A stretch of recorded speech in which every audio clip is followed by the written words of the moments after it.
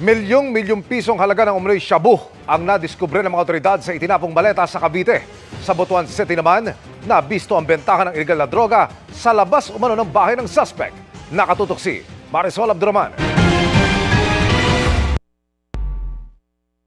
Inakalang basurang nakasilid sa maleta, pero nang buksan, shabu pala.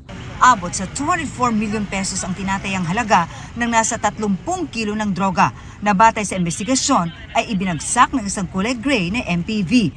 Bago nito ay nagpaikot-ikot muna sa lugar ang sasakyan.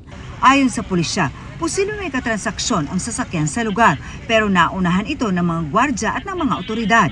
So yung modus na yun yung tinatawag na natin na dead drop scheme kung paano sila magbenta ng droga. So malaking grupo to, itong involved dito. Kung hindi nakarating kaagad yung pulis natin, baka agawin pa nung kung sino man yung personality na nag-involve, na nag-iwan doon sa suspected items.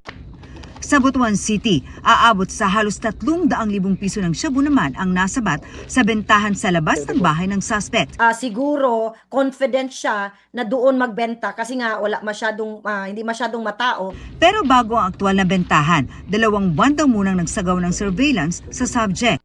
Makasiguro tayo doon sa tao na talagang minamanmanan natin. Patuloy na inaalam ng mga otoridad kung saan galing ang mga droga na ibinebenta raw ng suspect sa mga tricycle driver at mga estudyante. Yung mga tinatawag natin na mga vulnerable sectors, no, yun talaga ang tinatarget ng ating mga suspect. Para sa GMA Integrated News, Marisol Abduraman, nakatuto 24 oras.